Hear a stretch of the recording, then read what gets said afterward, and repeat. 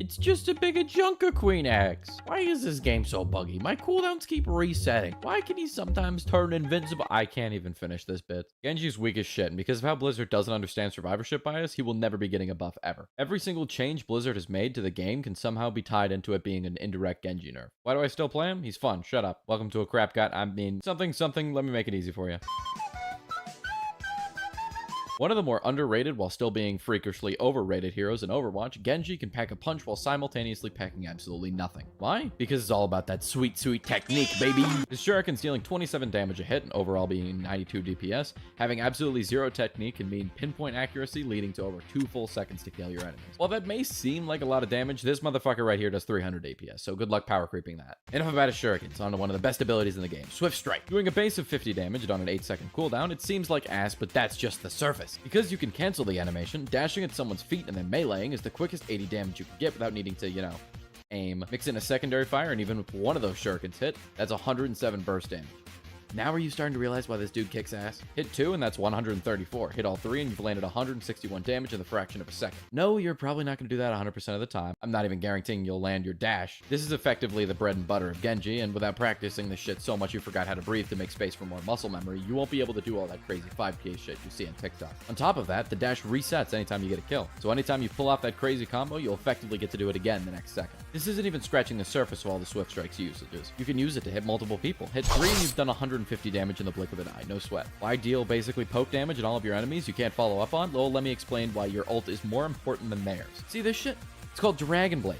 It does 120 damage a slice and you can get roughly 8 hits in before it ends. Remember that combo earlier? Imagine that but 800 times easier and it does 170 instead. But that doesn't one-shot kill, you say. Au contraire, mon ami. It can one-shot. Pressing Q gives you a dash reset, so dashing through everyone, hitting Q, then slashing, then dashing again gives you a grand total of 220 damage as fast as you can pull out your blade. This means that any of these heroes are effectively nothing but fodder for your oversized E-sword. You see all this shit?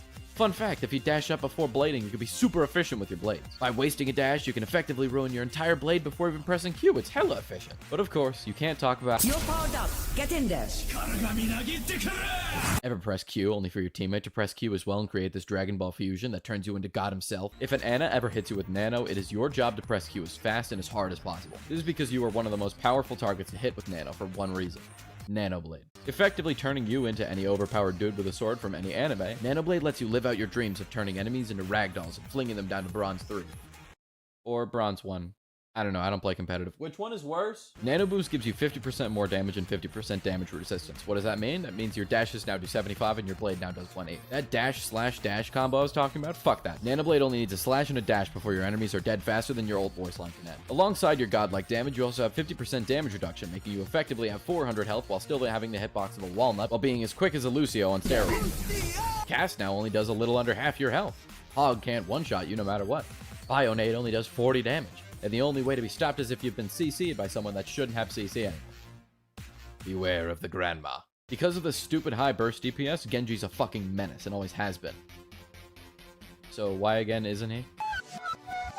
Now, if you've played Overwatch for more than 10 seconds, you've realized that Genji is pretty ass. That doesn't make sense. How can that be? Let me give you a rundown of everything that could stop Genji. Blade or no blade. Hog Hook, Bionade, Cast Flash, Gracie, May existing Torb turret, beams, more turrets, a support that isn't Mercy, Discord Orb, a Bastion that doesn't shoot deflect, and way more. Look, man, the list goes on and on. Because of how inconsistent his combos are and how little has to go wrong for your ult to be fucked, Genji's place in top tier meta is effectively just being a nanoblade bot. Strength flows through me. Because of how many ways there are to stop him and completely neutralize him, Genji will always be played exclusively by people who know how to play around them. And like I said earlier, if the only people who play Genji are the ones that can deal with all the shit that counters him, then the only data Blizzard is getting is the data from IRL anime characters who can deal with all that shit. Because of that, Blizzard will always think he's in a perfectly good spot, and will continue to add shit without thinking about how it will affect him, because they'll find a way around it, all 6 of them. So the only way you'll ever be good at Genji now is to be God incarnate. Happy Genjiing!